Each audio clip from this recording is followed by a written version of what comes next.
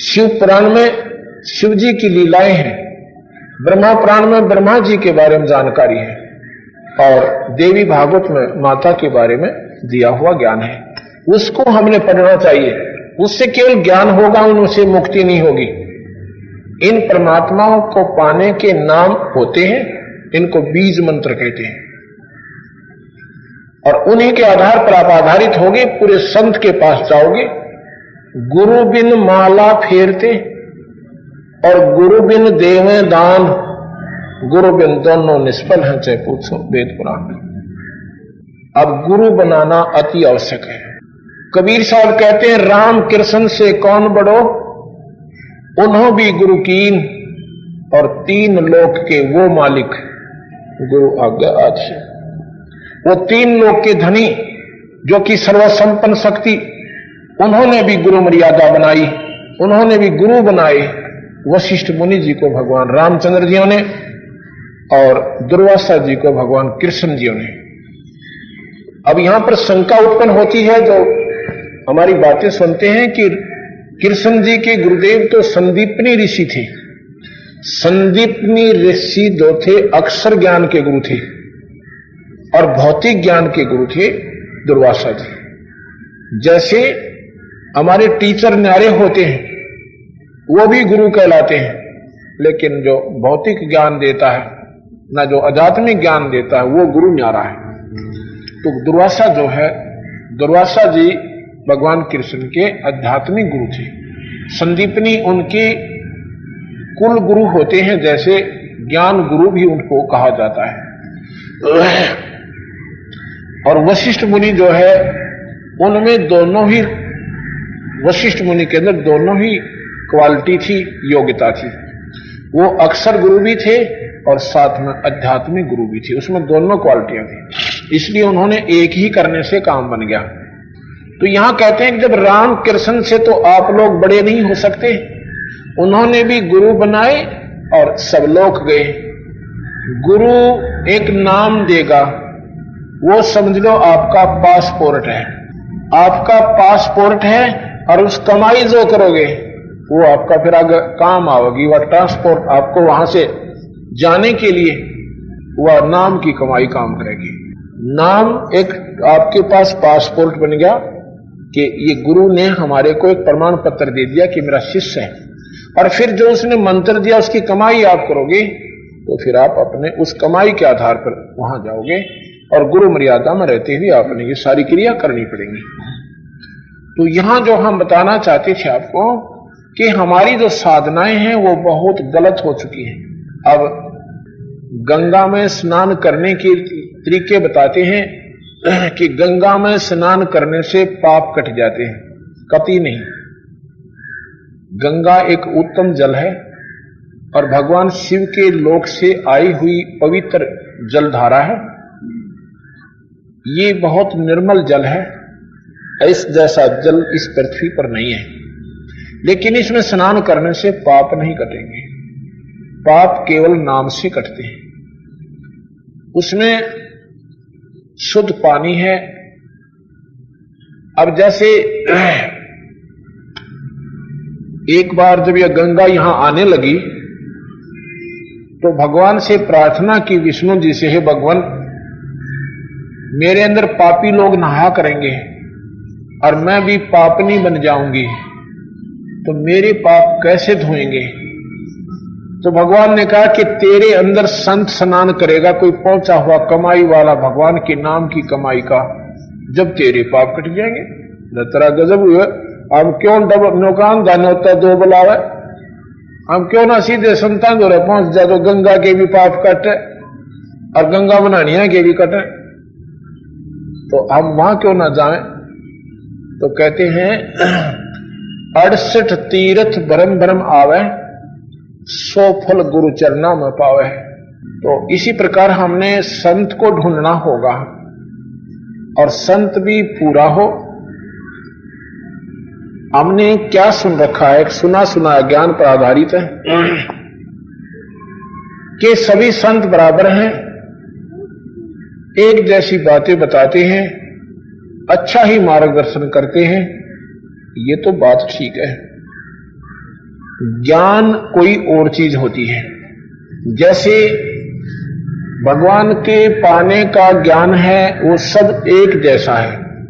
चाहे आप किसी भी इष्ट की प्राप्ति की कोशिश कीजिए, चाहे ब्रह्मा की, विष्णु की, शिव की, भावे माता की, और चाहे ब्रह्म की, और ब्रह्म से ऊपर एक परब्रह्म या और पूर्ण ब्रह्म की, उसकी जो तरीके हैं, उसके जो भगत के लक्षण है वो एक जैसे होते, और भक्ति के गुण भी सभी बराबर बताएंगे। अब जैसे खेत में जमीन को संवारने के तरीके किसी से पूछ लीजिए, सभी बता देंगे, लेकिन उसमें जब बीज ठीक नहीं होगा तो वो सारे तरीके फेल हैं। आप विचार कीजिए, सभी कहते हैं सभी संत एक जैसे होते हैं, नहीं होते हैं। सभी डॉक्टर एक जैसे नहीं होते हैं। कोई कहे डॉक्टर सभी एक जैसे, कहीं से दवाई ले लीजिए, कभी नहीं। आप ऐसी गलती कभी नहीं करोगे क्योंकि आप इससे पूर्ण परिचित हो कि सभी डॉक्टर बराबर नहीं होते। बेशक एमबीबीएस के बोर्ड ला रखे, वो भी बराबर नहीं मिलेंगे आपको। और डॉक्टर वो भी कहलाते हैं जो आरएमपी होते हैं, और डॉक्टर वो भी होते हैं जिन्होंने अपनी उच्च प्राप्तियां कर रखी हैं, लेकिन उनमें उतना ही अंतर होता चला जाएगा। ऐसे ही संतों में दिन रात का डिफरेंशिएट अंतर होता है। अब गौ सब बराबर बताते हैं, कहते हैं सभी संतों का आदर करना चाहिए, बिल्कुल चाहिए, क्योंकि संत, आप भी संत हैं, संतों के कोई सींग नहीं होते। सभी बहन भाई आप संत हो, जिन्होंने बुराई त्याग दी, भगवान मास्ता आपकी लगी हुई है। आप भी साधु हो, जिन्होंने भगवान पाने की कोशिश की गई है, वो योगी हैं, वो साधु हैं, वो संत है। अब सभी जिसमें साधु लक्षण है, भक्त लक्षण है, वो भक्त कहलाने योग्य है, और भक्तों में लक्षण होते हैं, वही भक्त कहलाता है, वही संत कहलाता है। इसलिए आदरणीय होते हैं। गौ हिंदू धर्म में एक पूजनीय पशु माना गया है, उनको माता की संज्ञा देकर के पुकारा जाता, आदर से, बिल्कुल ठीक है। अब कोई कहे सभी गौ बराबर हैं, सभी सम्मान गुरु हैं, गौ हैं, कोई गौ को अपने घर ले आना और बाल्टी ठोक देगी, दूध दे देगी, कभी नहीं देगी। गौ की दृष्टि से आदरणीय है, क्योंकि वो एक बहुत एक शरीफ पशु है, और उसके गुण भी बहुत हैं। अमृत जैसा दूध देती है, उसका गोबर जो है पहले विशेषकर लिपन में, पोतन में काम आता था, और साथ में खेत में खाद का काम करता था। उसके बच्चे हल जोतते थे, इसलिए उस गुणों के आधार पर यह माता की दृष्टि से कौन से देखा जाती थी, और माता की संज्ञा में ली गई। अब जो गौ दूध नहीं देती, उसको कोई घर नहीं रखेगा, उसके लिए गौशाला बनवा दी, साज ली, वहां रोक दो निवेशक। तो उन गौओं को अगर वो एक जैसी हैं, घर रखो उनको, कभी नहीं रखोगे, इसी गलती आप नहीं कर सकते। फिर भी वो आदरणीय है, लेकिन विशेष आदरणीय वह है जो 10 किलो दूध दे टाइम पर। गौ वो भी है जो 2 किलो दूध देर लात मार दिया, गौ वो भी करा थी। ऐसे ही जो संत पूरी करने वाले, कमाई वाले हैं, लाभ तो होगा उन तक, वैसे बाकी सभी आदरणीय हैं। जैसे हमारे द्वार पर गौ आ जाती है, उसको चारा रख देते हैं, पानी पिला देते हैं, और फिर चल गौ माता आगे न चाले, घर में नहीं रख सकते। ऐसे ही संत द्वार पर आते हैं, खाना खिलाइए, उनको सत्कार दीजिए, और फिर प्रस्थान करने के हाथ जोड़ दीजिए, क्योंकि उनके पास कमाई नहीं है। कमाई वाले संत से आपका काम बनेगा, और गलत गुरु के आसरा लेकर अपना जीवन बर्बाद कर जाओगे तो भी आप निष्फल रहोगे। ये भक्ति के लक्षणों में सबसे पहले गुरु बनाना है, और गुरु के बिना जीव का मुक्ति नहीं होगी। कोई कहता है कि भगवान के दर्शन हो जाए बस, बेड़ा पार हो जा, कति नहीं होगा। भगवान के दर्शन से आपको टेम्परेरी रिलीफ मिलेगी, एक शांति सी मिलेगी, मुक्ति नहीं होगी। मुक्ति होगी भगवान की नाम की पूजा से, गुरु मर्यादा में रहकर पूरी वो अपनी मर्यादा निभाएंगे, उस नाम से मुक्ति होगी। ये प्रकरण हम शाम को सुनाएंगे और बहुत ढंग से सुनाएंगे, ध्यान से सुनना। ये 20 तारीख तक ये समागम है, इसका अवश्य लाभ उठाना चाहिए। विचार सुने सब संतों के, और फिर जब आपका मन, क्योंकि ऐसा नादान आज कोई को नहीं जो भक्ति में जो ट्राई कर रहे हैं, कोशिश कर रहे हैं, सब सोचते हैं, समझते हैं, और जब आपका दिमाग काम करेगा ना, क्यों अब 6 दिन जब सुन लोगे, इन 5-6 दिन, फिर आप उनको वो बाजार से सौदा और भी लेकर आए हुए हो आप, और इस बाजार से इस दुकान से भी लेकर जाओगे, फिर उसको मिलाकर देखोगे घर जाके। ये तथ्यों पर आधारित होगा। शास्त्र मेरे पास रखे हैं सारे के सारे, ये महाभारत, क्योंकि ये मूल शास्त्र है, रामायण, ये क्या नाम है, महाभारत, गीता जी, वेद, ये पुराण, ये कोई मजहब के नहीं है शास्त्र, ये व्यक्ति विशेष के लिए नहीं है। ये कोई न सोचे हिंदुओं के शास्त्र, बिल्कुल नहीं। पहले ना कोई हिंदू था, ना कोई मुसलमान था, ना ईसाई थे, ना सिख थे। उसमें एक ही कल्चर था, आर्य लोग होते थे। वेदों के अनुकूल साधना सारी पृथ्वी मंडल पर होती थी, जो नहीं करते थे वो राक्षस कहलाते थे। ये उस समय के लिखे हुए शास्त्र हैं। बाद में ये मजहब, ये बाद में बने हैं, अपने अपनी डफली, अपना अपना राज बाद में चला है, लेकिन वो शास्त्र भी इनसे मिलते हैं। चारों वेदों से वो मुसलमानों की चारों कतेबों का बहुत मिलता जुलता वर्णन है। इसी प्रकार हम शाम को आपको बताएंगे कि केवल भगवान के दर्शन से मुक्ति नहीं, गुरु बनाने से, नाम की कमाई करने से जब मुक्ति होगी। बोल सतगुरुदेव की। सत्संग में सभी भक्तात्मा सुन रहे थे कि कई भक्तात्माओं की ये धारणा होती है कि परमात्मा के दर्शन करने मात्र से जीव की मुक्ति हो जाती है, उसको सर्वस्व लाभ हो जाता है। ऐसा नहीं है। परमात्मा के दर्शन से शांति होती है, आत्मा प्रसन्न हो सकती है, लेकिन आत्म कल्याण नहीं हो सकता। और दूसरा कि गुरु के बिना जीव का छुटकारा नहीं हो सकता, कोई भी भक्ति आपकी सफल नहीं हो सकती।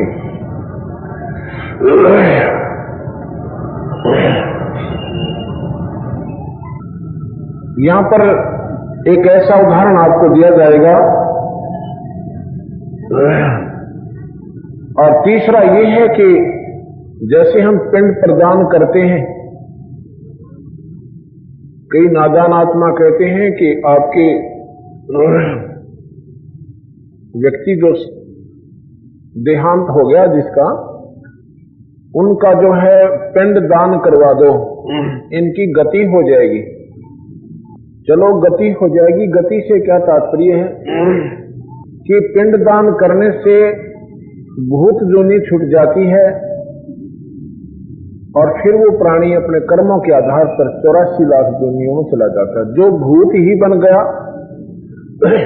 वो स्वर्ग में कभी नहीं जा सकता, क्योंकि भूत प्रेत योनि सबसे घटिया योनि है, सबसे खतरनाक ये दुनी है। और जो पितर बन चुके हैं, जो भूत बन चुके हैं, वो फिर उसके बाद 84 लाख दुनियों में जाएंगे। ये बिल्कुल प्रमाणित बात है। तो क्या करते हैं कि पिंड दान करवा दिए और कहते हैं तुम्हारे उसकी मुक्ति हो गई है, गति हो गई है। फिर कहते हैं कि उसके श्राद्ध निकालो, किस लिए? कि उसको स्वर्ग में मिलेंगे। जब एक बात बताओ, जब उसकी गति करा दी तो भूत दुनी में था, उसकी मुक्ति करा दी कि उसकी भूत दुनी छूट गई, उसके बाद वो 84 लाख दुनियों में जाएगा। स्वर्ग में नहीं जाता, स्वर्ग में तो पहले ही चला जाता, उसने जाना होता, उसके ऐसे संस्कार होते थे। उसके बाद फिर कहते हैं इसके श्राद्ध शुरू करो। श्राद्धों की कहां आवश्यकता पड़ेगी कि ये पितरों को प्राप्त होते हैं, ये पितरों को प्राप्त होते हैं। और फिर कहते हैं कि ये देखो ना, ऊपर जब खाना रख देते हैं छत पर, श्राद्धों के दिनों में जो व्यक्ति जिस तिथि को उनका देहांत हुआ था, और फिर कौवा आता उसको खाने के लिए, तो कहते हैं देखो ये कौवा जो है तुम्हारा जो पुरुष था वो कौवा बन गया है, और देखा ना खाना खा गया, इसको भोग लग गया, तुम्हारा श्राद्ध सफल हुआ। यही अज्ञानता हटाने के लिए कबीर साहब ने अपने मत के अपना मत व्यक्त किया, सच्चाई व्यक्त की। इसको कबीर मत सत्संग कहते हैं। कबीर साहब के बताए अनुसार जो आपको मार्गदर्शन किया जा रहा है, वो पिंड दान करने वाला जो व्यक्ति जिस दिन शरीर छोड़ के गया था, उसकी एक तिथि नियुक्त की जाती है। जैसे वो अष्टमी के दिन देहांत होता है, तो आसोज के महीने में उन 16 तिथियों में से अष्टमी चुन ली जाएगी। अष्टमी वाले दिन उसके श्राद्ध निकाले जाएंगे। एक वर्ष में 365 दिन होते हैं। एक दिन उसने श्राद्ध खा भी लिए, हमारे दादा ने या पिताजी ने या दादी जी ने या माता जी ने, क्योंकि वो कौवा बन रहे, तो 364 दिन वो क्या खाएंगे, कभी विचार नहीं किया। यही कबीर साहब इस अंधेरे को हटाने के लिए अपने सतलोक को त्याग कर इस मर्त लोक में आए थे। उन्होंने बताया भाई ये अंधेरा हटाना पड़ेगा। अल्प ज्ञान वालों ने, जिनको अधूरा ज्ञान था, उन्होंने इस समाज में ये अनाथ शनाथ पूजाएं इनके ऊपर थोप दी। ना तो मुक्ति होती, दुर्गति चौकस हो जाती है। परमात्मा ने मना किया हुआ है कि कोई भी श्राद्ध मत निकालो, पितरों की पूजा मत करो, देवी देवताओं की पूजा मत करो। ये गीता जी में 9वें अध्याय का 25वां श्लोक इसका जीता जागता उदाहरण है, परमात्मा के आदेश का। एक समय की बात है कि कबीर साहब काशी के अंदर गंगा में के ऊपर घूम रहे थे, गंगा के किनारे घूम रहे थे, तो उन्होंने देखा कि कुछ भक्त महात्मा, कुछ पुण्यात्मा क्या कर रही है कि गंगा जल का लोटा भरती है नीचे से पानी का, और सूर्य की तरफ मुख करके ऐसे पानी को उलेड़ रहे हैं और कुछ मंत्र बोल रहे हैं। कबीर साहब गंगा में प्रवेश कर जाते हैं और दोनों हाथों से पानी को बाहर उलेड़ रहे हैं, जोर जोर से बाहर फेंक रहे हैं। जो व्यक्ति जो अपनी पूजा विधिवत कर रहे थे, मांझ धोकर लोटा और कति 3 बार स्नान करके और फिर पानी सूर्य को डाल रहे थे, दे रहे थे। उन्होंने कहा कि नादान, कबीर साहब को, कि नादान ये तू क्या कर रहा है, ये तेरी कौन सी विधि है परमात्मा को ये पानी देने की, ये क्या कर रहा है, ये पानी को कहां भेज रहा है। कबीर साहब ने कहा कि मैं अपनी बगीची ला रखी है, एक हमारी झोपड़ी के आगे के आंगन में, ये पानी मैं अपने उस बगीची में भेज रहा हूं। अरे नादान, ये पानी में बगीची में पानी कैसे जाएगा, ये तो यहीं रह जाएगा। आप क्या कर रहे हो, हम अपने पितरों को स्वर्ग में पानी भेज रहे हैं, ये पानी जो डाल रहे हैं ना, ये स्वर्ग में जा रहा है, हमारे पितरों को प्राप्त होगा। कबीर साहब कहने लगे यहां से लाखों और करोड़ों वर्ष की किलोमीटर यानी कोस की दूरी पर जब तुम्हारे पितरों को यहां डला हुआ पानी जा सकता है, मेरी बगीचे तो यहां से सारी आधा किलोमीटर भी ना पड़ती, वहां तो अवश्य गया होगा। वो सहम जाते हैं कि बिल्कुल ठीक कहता है। जब यहां पर आधा किलोमीटर पर यह पानी नहीं पहुंचा और वह स्वर्ग में कैसे जा सकता है? और फिर वो स्वर्ग कहां जिसमें पानी की कमी? भले आदमियों विचार करो, वो स्वर्ग कहां जिसमें पानी को ना, उसको नरक तो कह सकते हैं कि नरक में भेज रहे हैं, पर वो तो नरक में भी ना जाओ तो वहीं गिर रहा है। कोई कहते हैं सूर्य को पानी दे रहे हैं, वो सूर्य सारी गंगा के ऊपर है जहां से निकलती है और जहां वो खत्म होती है। वो आपके लोटे का भूखा को ना, एक लोटे पानी में अगर सूर्य छिक जाएगा। तो ये जो साधनाएं हैं ये मनमुखी अज्ञानता के परिपूर्ण प्रमाण है। इनको हटाकर हमने अपने सत्य मार्ग पर चलना होगा। जैसे एक समय की बात है, पार्वती जो है भगवान शिव की पत्नी, वो माता घूम रही है अपने कैलाश पर्वत के अपने महल के आगे। उधर से नारद जी पहुंच जाते हैं। नारद जी कहते हैं, हे माता, कहां भाई? और ऋषि जी कैसे आना हुआ? आपके 107 जन्म हो चुके हैं। 107 जन्म आप जन्म रही हो, मर रही हो, जन्म रही हो, मर रही हो, और फिर साथ में भगवान शिव को आप वर रूप में, पति रूप में करना रही हो, प्राप्त कर रही हो। हे माता, जन्म और मरण का जो दुख है वो महान दुख है। मां के गर्भ में 9 महीने जब आप काट कर आते हो, उसमें इतनी पीड़ा होती है कि एक व्यक्ति सारी उम्र कोढ़ लाग कर मर जाए, कुष्ठ रोग से दुखी होकर, और 80-90 वर्ष पीड़ा में अपना जीवन व्यतीत कर जाए। 9 महीने में आप मां के पेट में, गर्भ में इतना कष्ट उठा लेते हो। और जब हम मरते हैं उस समय भी हमारे मन में पता नहीं क्या क्या धारणाएं आती हैं, हमारे बच्चों का क्या होगा। हे भगवान, मेरी संतान पीछे से कहीं भूखी ना मर जाए। इतना परेशान ये प्राणी होता है। फिर यम के दूत आते हैं जो परमात्मा को याद प्राणी नहीं करते।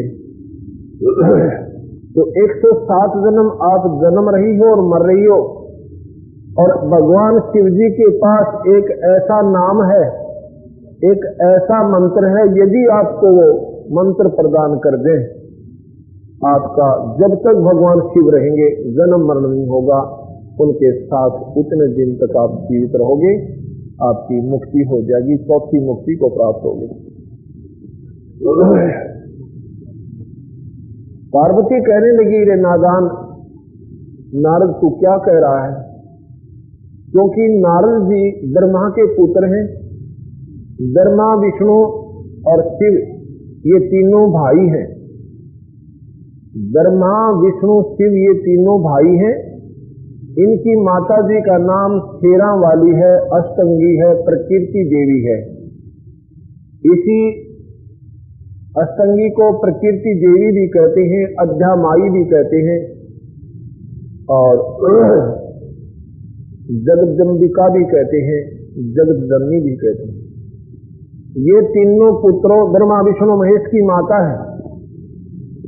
और ब्रह्मा, विष्णु, महेश के पिताजी ज्योत निरंजन है, जिसको निरंकार भगवान कहते हैं, जिसे ओंकार भगवान कहते हैं, और जिसे ब्रह्म कहते हैं। ये इनके पिताजी हैं।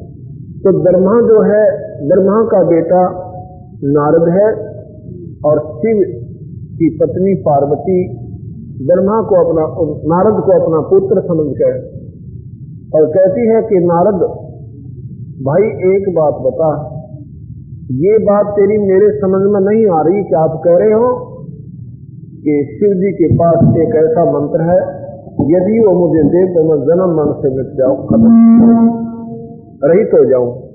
भाई ऐसा नहीं हो सकता। भगवान शिव मेरे से इतना प्यार करते हैं, अगर उन्होंने अपनी जान भी मेरे लिए देनी पड़ जाए वो ना नहीं कर सकते। आप कहते हो मंत्र नहीं दिया, अब बिल्कुल सही कहता हूं मां, वो मंत्र ऐसे देने का नहीं होता। और आपने कभी जिज्ञासुता भी प्रकट नहीं की। अगर आप जिज्ञासुता भी प्रकट करोगे और हाथ जोड़कर विनम्र होकर और चरणों में गिरकर रोओगे इस अनमोल वस्तु को पाने के लिए, तब भगवान शिव आप पर दयाल होकर ये अनमोल चीज देंगे।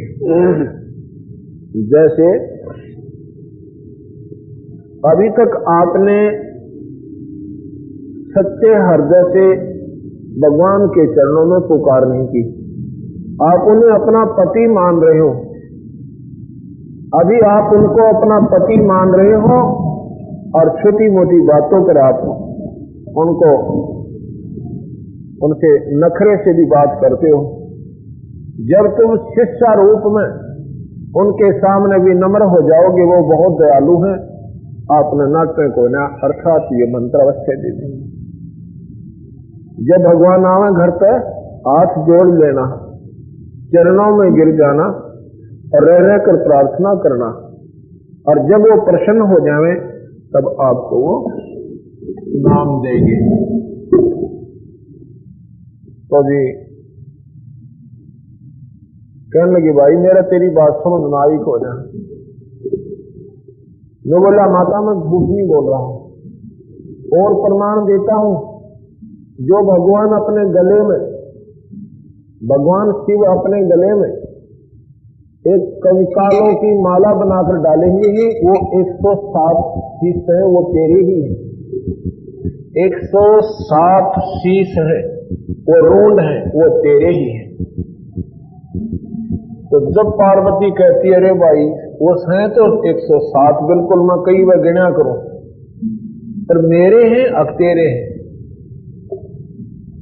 अब आपका 108वां जन्म है और आप भगवान शिव के साथ भी रहती हो और आपकी मुक्ति नहीं हुई। अब यहां देखिएगा, पति और पत्नी सबसे ज्यादा नजदीकी होते हैं आपस में। पत्नी से ज्यादा पति के संग कोई नहीं रह सकता, इससे ज्यादा दर्शन कोई नहीं कर सकता। उस पति के साथ रहते हुए, उस परमात्मा के साथ रहते हुए पार्वती की मुक्ति नहीं हुई, दिन रात दर्शन किया करती थी। पार्वती का पीछा भी नाम से छूटा और भगवान शिव को गुरु बनाना पड़ा। पति भी और गुरु भी दोनों रूप में उनको मानती थी और फिर उनका छुटकारा हुआ। कैसे? अब पार्वती को ये बात बड़ी खटकी कि घर में जड़ी रखी हुई और मैं इतनी नीच के उसको प्राप्त करने के योग्य को ना नहीं बन पाई। बहुत रोती है, बहुत रोती है, रो रो कर रुधन मचा देती है। क्योंकि जब हम परमात्मा के लिए तरफते हैं, रोते हैं, आत्मा निर्मल बनती है, आत्मा हमारी साफ हो जाती है, अंतःकरण में जमा मैल कट जाते हैं। कहते हैं नाचे गाहे किन्हें ना मिलिया, जिन मिलिया किन रोए। परमात्मा और जब नाचे गाए हरि मिले तो कौन दुआ गिनोए। अगर नाचने गाने से भगवान मिल जाए कहते फिर कौन रो उसमें परमात्मा को, तो मिनटा में मिल जाए। नाचना गाना तो बहुत आसान है पर रोना मुश्किल है। जब भगवान शिव अपने घर पर आते हैं तो पहले की तरह पार्वती ने वो जैसे वो घर में आते थे, लेकिन उस दिन जब वो घर में आए तो विशेष उसने पार्वती में बदलाव देखा। भगवान शिव के चरणों में गिरकर फूट फूट कर रोने लग जाती है और कहती है भगवान मुझ पापनी में जरूर कोई कमी रही होगी। हे भगवान, आप मुझे जन्मते मरते हुए देखते रहे, आपके सामने मैं प्राण त्याग गई, आपके पास एक वस्तु थी जो मुझे दे देते तो मेरा मरण नहीं होता। हे भगवान, आपने इतनी हिम्मत कहां से आई आप में कि आपने मुझे मरते हुए देखते रहे आप मुझे, और वो मंत्र नहीं दिया। आपके पास एक अमर मंत्र है। और रोती है कि मैं तो नादान थी मालिक, आप तो जान ही जानते। क्या मैं आपके याद नहीं आई जब मैं मरा करती थी? क्या आप रोए नहीं होगे? ये भाई यहां से उठा दो,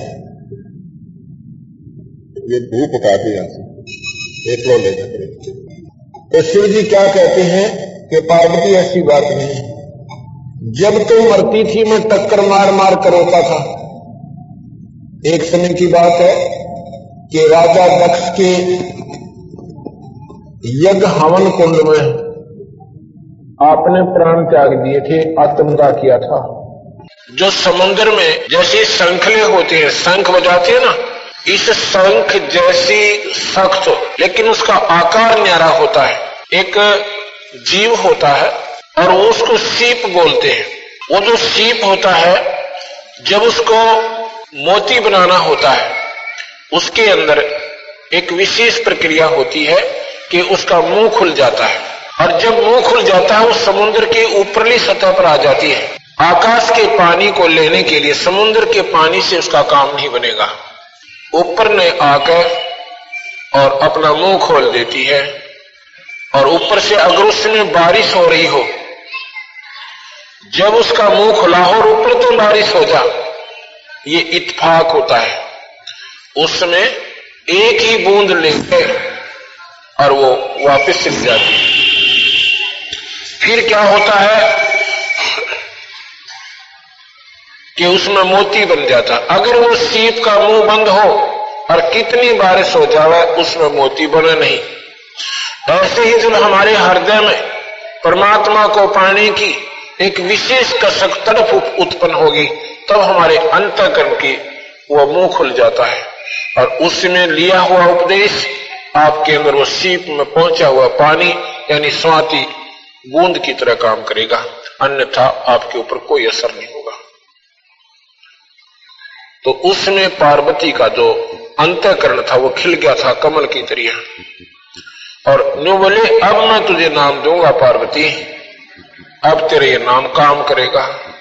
अगर मैं पहले तुझे बता भी देता तो वेस्ट जाता, व्यर्थ जाता, ये खराब हो जाता, आपको कोई असर नहीं होना था। 78 जन्म गौरी भरमाई, शिव को ऋणमाला गल लाई। 78 जन्म, 108 जन्म तक पार्वती भटकती भ्रमती रही, क्योंकि 107 तो व्यर्थ हो लिए थे और 108वां जन्म उनका चल रहा था।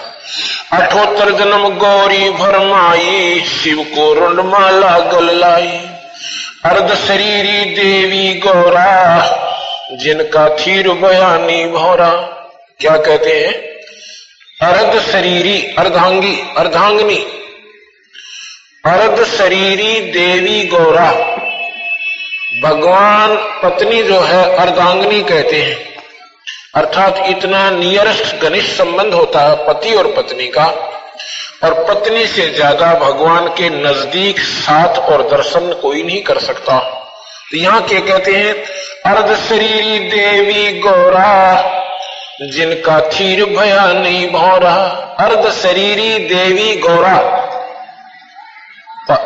पार्वती गौरी अर्ध शरीरी होती हुई भी उसका थिर नहीं हुआ भौरा।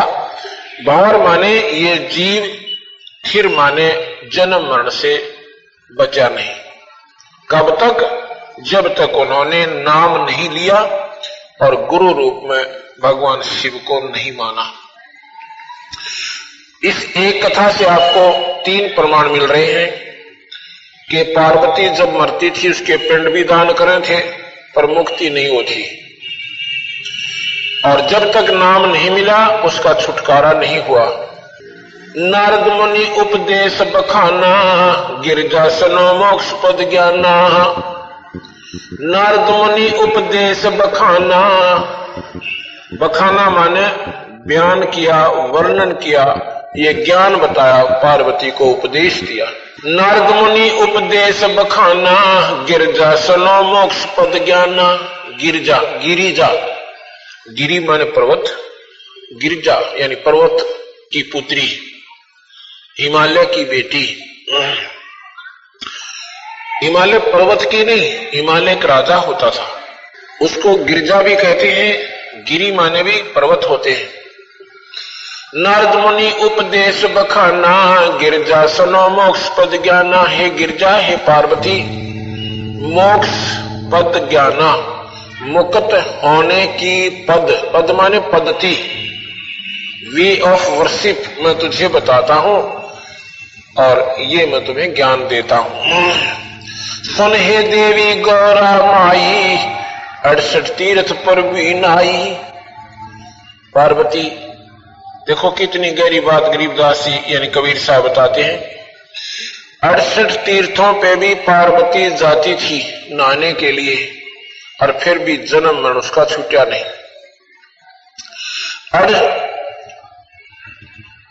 सुन हे देवी गौरा माई, 68 तीर्थ पर भी नाई। पिंड प्रदान की एक बारी, या खुली नहीं तेरी मुक्त द्वारी। कितनी बार तुमने पिंड प्रदान किए पर ये तेरी मुक्ति का द्वार यानी मुक्त होने का रास्ता प्रशस्त नहीं हुआ, क्योंकि गुरु बिना माला फेरते, गुरु बिन देते दान, गुरु बिन दोनों निष्फल है। पूछो वेद पुराण। रुंडमाला शिव के गल माही, सो देवी तुम जानो नहीं। रुंडमाला, रुंड माने कहते सिर, ये खप्पर है। पार्वती के कंकाल ये सिर जब खत्म हो जाता था यहां से काट लेता था भगवान और उसके रस्सी डालकर और गल में डाल लेता था, अपनी प्यार का प्रतीक अपनी पत्नी के प्रति। रुंडमाला शिव के गले, गिरजा के सिर शीश। भक्ति दुराही देव को ना परसा जगदीश। तुमरा देवी रूप विशाला, शिव तो पर रहे रुंडमाला। प्रलय संख असंख्यों जाही, अमरकत शिव कल के माही। अमरकत शिव है अनुरागी, तुम देवी गौरा दिल त्यागी। भगवान शिव यानी सबसे ज्यादा आयु रखते हैं। भगवान शिव सबसे ज्यादा आयु रखते हैं किसमें? ब्रह्मा और विष्णु से। 7 ब्रह्मा जब समाप्त हो जाते हैं, मर लेते हैं, एक विष्णु का अंत होता है। 7 विष्णु मर जाते हैं यानी समाप्त हो जाते हैं, तब एक शिव का यानी भगवान शंकर का अंत होता है। इनकी आयु इनसे इतनी ज्यादा है। मूल मंत्र ने नाम सुनाया, ताते कल्प तेरी हो काया।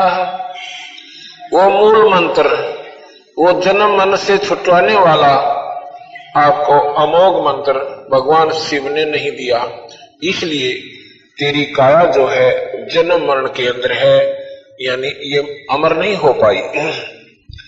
महादेव देवन पति देवा, जाकी करी ना गौरी सेवा। महादेव देवन पति देवा, महादेव देवताओं के भी देवता, उसकी तूने सेवा नहीं की। सेवा तो पति रूप में करती ही थी, पर गुरु रूप में सेवा ना करी, उनको गुरु रूप नहीं माना। गुरु पर चलना चाहिए। अगर हम भगवान मानकर नहीं चलेंगे गुरुदेव को, हमारी भक्ति सफल नहीं हो सकती। जैसे मैथमेटिक्स के अंदर मैट्रिक और मिडिल में एक क्वेश्चन आता है जिसको इंटरेस्ट का क्वेश्चन कहते हैं, यानी ब्याज का। उसमें मानते हैं मान लो मूलधन 100, मान लो मूलधन 100 रुपए सपोज करके उसको, फिर उस मूलधन को हमने 100 रुपये मानना पड़ा और उस मूलधन को मान के हमने अपने असली मूलधन को प्राप्त कर लिया। ऐसे ही गुरुदेव को मान लो गुरुदेव भगवान। ऐसा नहीं मानोगे तो आपको वो भगवान नहीं मिलेगा, वो अपना भगवान नहीं मिलेगा। जैसे उस 100 रुपये मूलधन माने बिना हमें वो अपना असली धन प्राप्त नहीं हो सकता था। महादेव देवन पति देवा, जाकी करी ना गौरी सेवा, कर बंधन कर शीश नमावो, तन मन अर्पो शीश चढ़ाओ। नारद जी बता रहे हैं माता भगवान आवना, चरणों में गिर जाना और हाथ जोड़ना, नाक रगड़ना और माफी मांगना कि मेरे से कोई गलती हुई होगी महाराज। इतने दयालु देवता। और अपनी पत्नी की जान बचाने की खातिर इंसान अपनी जायदाद बेच सकता है, अपना सर्वस्व धन लगा सकता है और जो है, लेकिन वो नाम नहीं दिया उन्होंने। क्यों नहीं दिया? कि ये इतना अनमोल चीज है और ऐसे देने से ये काम भी नहीं करता। गरीबदास जी कहते अति अधीन दीन हो प्राणी, और जाको कहना ये अकथ कहानी। नाम लेने के लिए तरीका होता है, नमस्कार करे, प्रणाम करे और बड़े प्यार से प्रार्थना करे, हे गुरुदेव यदि ये आपका बच्चा इस योग्य हो कि मैं आपका की दीक्षा लेना चाहता हूं तो प्रदान कीजिए। इतना विनम्र भाव से यदि आप गुरुदेव से प्रार्थना करोगे और फिर आपको उपदेश दिया जाएगा तो उपदेश आप में समावेश होगा, अर्थात आपके ऊपर वो पूरा असर करेगा। शिव है मोक्ष मुक्ति के दाता, तो से भेद कहूं गौरी माता। चरण कहो चिंता मन केरा, तात प्राण अभय हो तेरा। कमल रूप देवी दिल कीन्या, कमल रूप देवी दिल कीन्या। नारद मुनि उपदेशी चीन्या, जद आए शिव मंगल अवधूता। देवी चरण लिए सतरूपा। क्या कहते हैं बंदी छोड़ के जब भगवान अवधूत कहते हैं उस महापुरुष को, महात्मा को केवल एक तहमंद यानी एक चद्दर बांध राखी हो, वो भी गोड्या तक, घुटनों तक, और ऊपर भी नंगा रहते हो और घुटनों से नीचे भी नंगे रहते हो, उन महात्माओं को अवधूत कहते हैं। तो भगवान शिव इसी रूप में थे, उनको अवधूत कहा। जब आए मंगल, मंगल माने घर पे, जब आए मंगल अवधूता।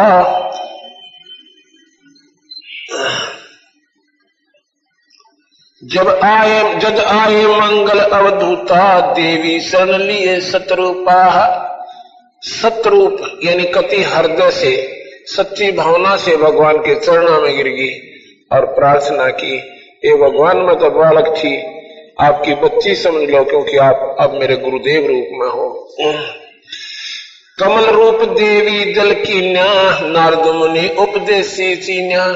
कमल रूप इतना कोमल हृदय हो गया माई का, जैसे कमल के फूल पर ना कोई कण रुके मिट्टी का, उस पर मैल नहीं हो सकता, उसमें करड़ापन नहीं है, बहुत मुलायम होता है।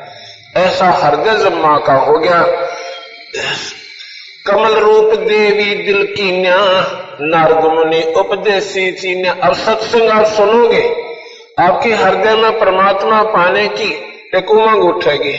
वो हम आपके हृदय में जो विकार थे, अज्ञानता थी, वो साफ हो जाएगी सत्संग के सुनते, और फिर हृदय में कसक उठती है और फिर आप नाम लेने की सोचोगे। जब हमारे मैल कट जाएंगे, हमारे पाप नरमा जाएंगे, जब हमें भगवान की तरफ नाम लेने की रुचि बनेगी, नहीं तो नहीं बनेगी। जब तक हमारे ऊपर पाप प्रभावी रहेंगे, इतने हम नाम की सोच भी नहीं सकते और विचार भी नहीं कर सकते, क्योंकि वो पाप कर्म ना जाने कहां ऐसी कोबद करवा देगा और फांसी की सजा दिवा दे। इसलिए अपनी चेष्टा करनी चाहिए, सत्संग ज्यादा से ज्यादा सुनकर जल्दी से जल्दी उपदेश लेकर अपना कर्म शुरू कर देना चाहिए। इस श्वास का नहीं भरोसा कब खत्म हो जाए। एक श्वास आता है, दूसरा आने की कोई उम्मीद नहीं है। कमल रूप देवी जल कीन्या, नारद मुनि उपदेशी चिन्या, चरण पकड़ रोवत है बाला, मोरे शीश किए रुंडमाला। के बोले भगवान चरणा में पड़ के वो बाला यानी पार्वती रोती है।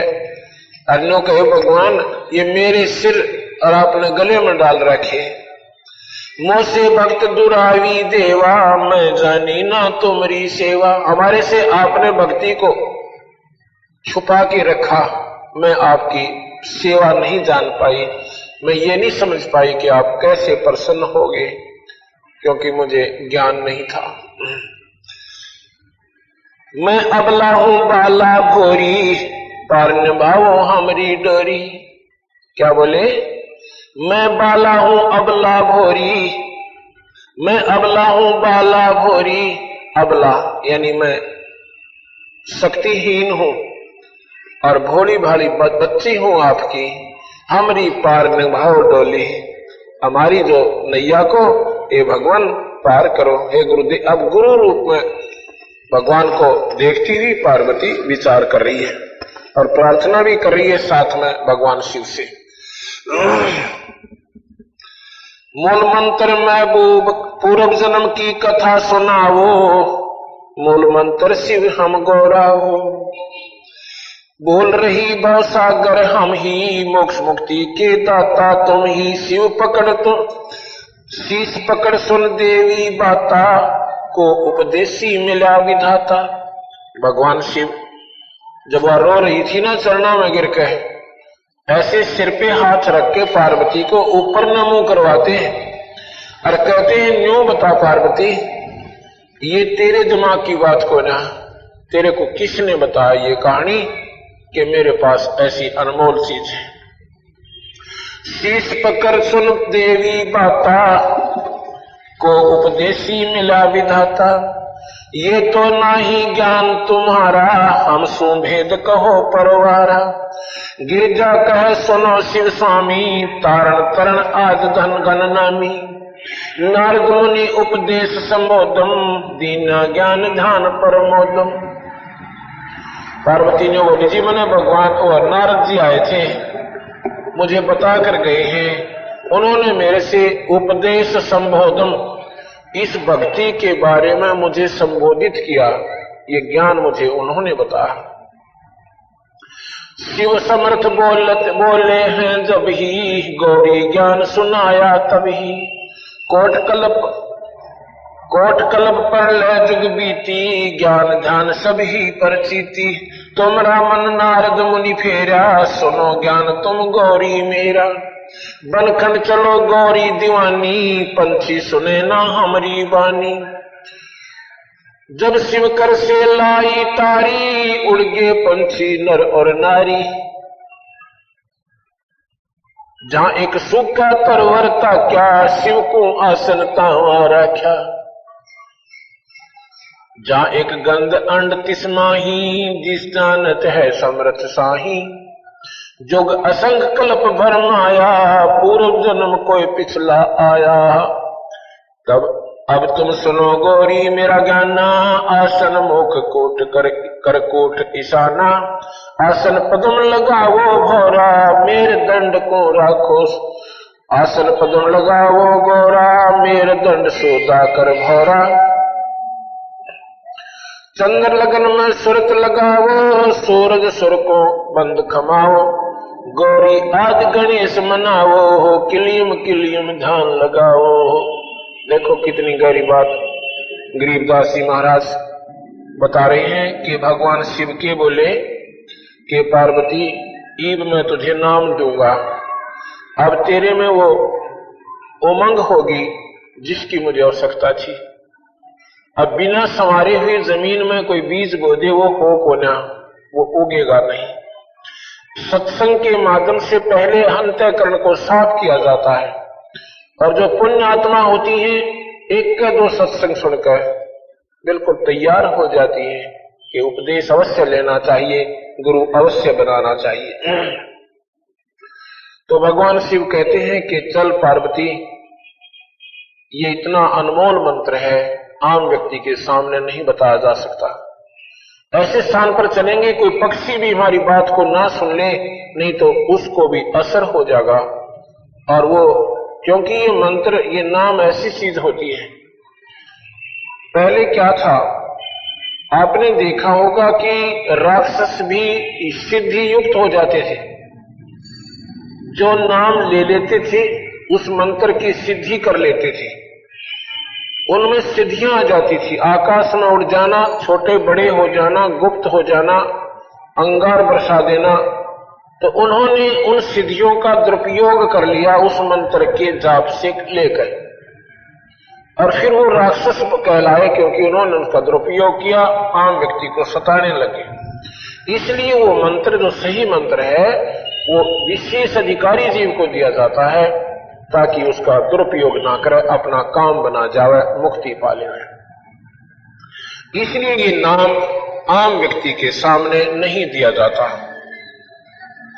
आम व्यक्ति भी इस नाम को लेकर और हो सकता है छोटी मोटी सिद्धियां प्राप्त कर ले और स्वयं पंसारी बन बैठे और भी ज्यादा हानि उसको हो जावे। फिर क्या होता है, भगवान शिव पार्वती को साथ लेकर जहां पर आजकल अमरनाथ नाम का मंदिर बना हुआ है, उस स्थान पर एक सूखा हुआ तरवर था, एक ट्री था, ट्री बहुत, उस पर कोई पत्ता नहीं था, टहनी भी नहीं थी, मोटी मोटी डाल जो कटी हुई होती है इस तरह की, वो सूखा खड़ा था, उसमें पत्ते नहीं थे।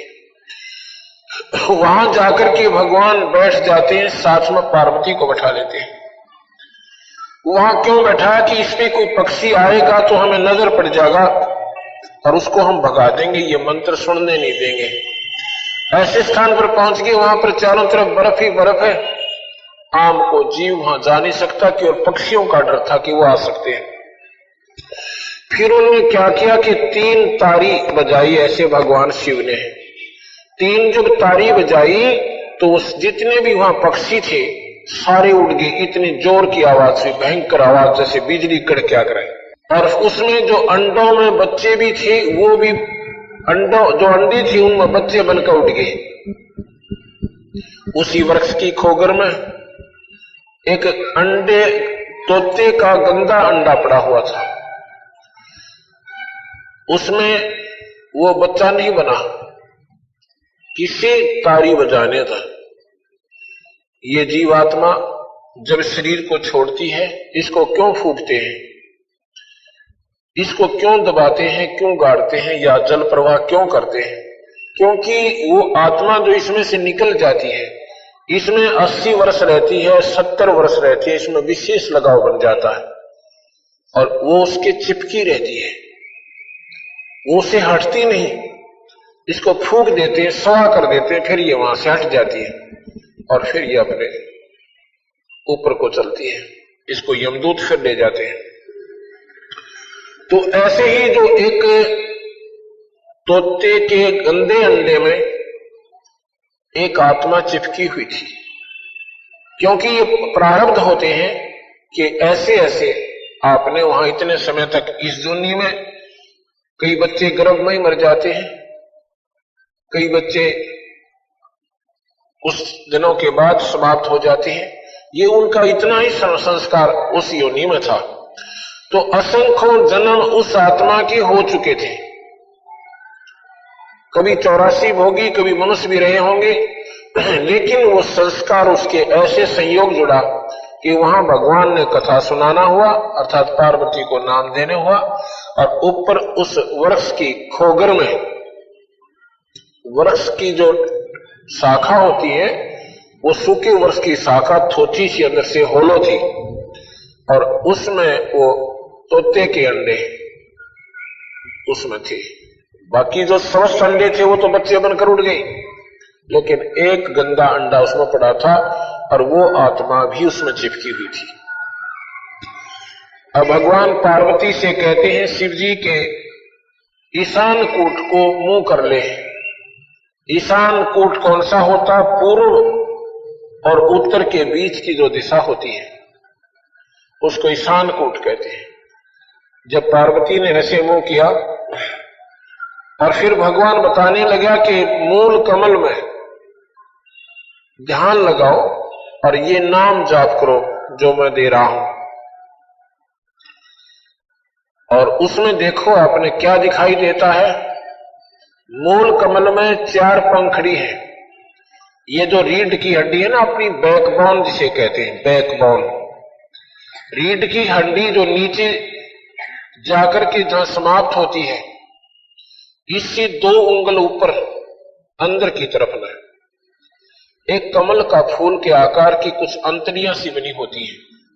उसकी 5-4 पंखड़ियां हैं, कमल के फूल जैसा आकार है। को ऐसे आसन पद्म लगा के, आसन पद्म लगावो गौरा, आसन पद्म लगावो गौरा, मेर दंड सोदा कर गौरा। आसन पद्म क्या होता है कि दायां पैर का पंजा बाएं पैर पे और बाएं पैर का पंजा दाएं पैर पर रख ले, इसको आसन पद्म कहते हैं। और मेर दंड सोधा कर भौरा, मेरुदंड कहते हैं बैकबोन को, इसको रीढ़ की हड्डी को मेरुदंड कहते हैं। ऐसे सीधी बैठ जा। और अब मैं बताऊं ऐसे क्या कर कि पहले प्राणायाम कर। पार्वती को कहते हैं भगवान शिव। कैसे? चंद्र लगन में सुरत समावो, सूरज सुर को बंद खमावो। चंद्र है ये ठंडा, ईला पिंगला। ईला जो श्वास, ये नाक है, ईरा साइड की जो श्वास है, इसको बाएं तरफ का, इसको ईड़ा कहते हैं। ईड़ा को चंद्र नाड़ी भी कहते हैं। चंद्र का मतलब ठंडी नाड़ी। और ये गर्म है पिंगला, ईड़ा पिंगला। इनके जब दोनों का श्वास शुरू हो जाएगा फिर सुषुम्ना खुल जाती है, तीसरी नाड़ी खुलती है। कहते चंद्र लगन में सुरत लगावो, सूरज सुर को बंद खमावो। अब कैसे है? प्रणाम करने की विधि बता रहे हैं कि इस दाएं अंगूठे से और दाएं नाक को बंद कर लीजिए और बाएं नाक से श्वास लीजिए, बहुत आसानी से, बहुत आसानी से। इतनी आसानी से अगर यहां धागा हो तो धागा खींचे नहीं श्वास के साथ, ऐसे कीजिए। फिर दाएं अंगूठे को हटा लीजिए और बाएं सुर को बंद कर लीजिए, पहली उंगली छोड़कर दूसरी से, और वो श्वास जो अंदर जा रहा है उसको दाएं नाक से निकाल दीजिए। फिर दाएं से वापस लीजिए। अब मैं बोल रहा हूं समझाने के लिए, नहीं, प्रणाम दूसरे ढंग से होता है। उसी से वापस लीजिए, इसको फिर बंद कर लीजिए और बाएं से वापस निकाल दीजिए। ये एक प्राणायाम होगा। प्राणायाम कई प्रकार से होते हैं, परंतु ये प्राणायाम भक्ति में सहयोग देता है। कैसे? आप 5-6 बार लगातार कीजिए और फिर बंद कर दीजिए, इसको करना। फिर क्या होगा कि दोनों सुरों में श्वास शुरू हो जाएगा। अब एक सुर चलता है मैक्सिमम। जब दोनों सुर शुरू होगी तो सुषुम्ना खुलगी, और फिर सुषुम्ना खुलगी तो सुरती उसके अंदर से प्रवेश कर जाती है, बाहर कुछ आभास नहीं रहता। जब वो पार्वती ऐसे प्रणाम करके और वो सुरती अंदर जाती है, फिर क्या कहते हैं भगवान? गौरी आज गणेश मनावो, किलियम किलियम ध्यान लगावो। कि यहां पर मूल कमल है, ये हमारे शरीर में चैनल लगे हुए हैं, चैनल जैसे टीवी में होते हैं।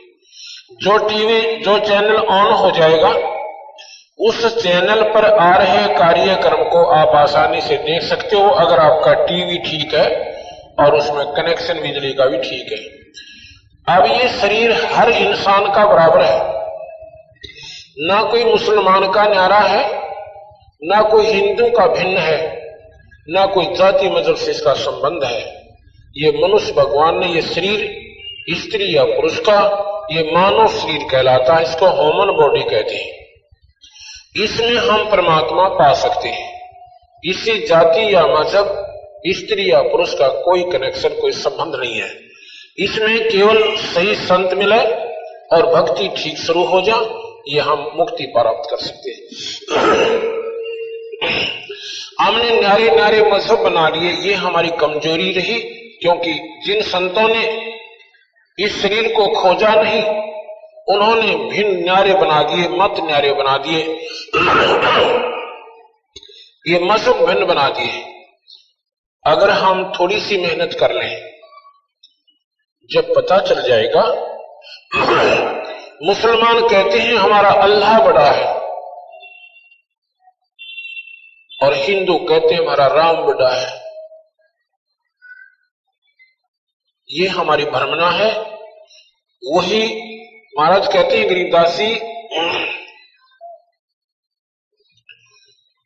वही मोहम्मद, वही महादेव, वही आदम, वही ब्रह्मा, गरीबदास दूसरा कौन है, देख आपने गरमा। जो हम ब्रह्मा पड़े हुए हैं ना, वही मोहम्मद है, वही महादेव है। मोहम्मद जो है, जो मोहम्मद साहब जिन्होंने मुसलमान धर्म चलाया, वो भगवान शिव के उपासक थे और शिव लोक से गण आए थे। मुसलमान का मतलब होता है वो पाक आत्मा, वो पवित्र आत्मा, ना मांस खावे, ना शराब पीवे, ना हुक्का पीवे, ना निंदा करे, ना चुगली करे, ना कोई गंदी दृष्टि से किसी बहन बेटी ने देखे,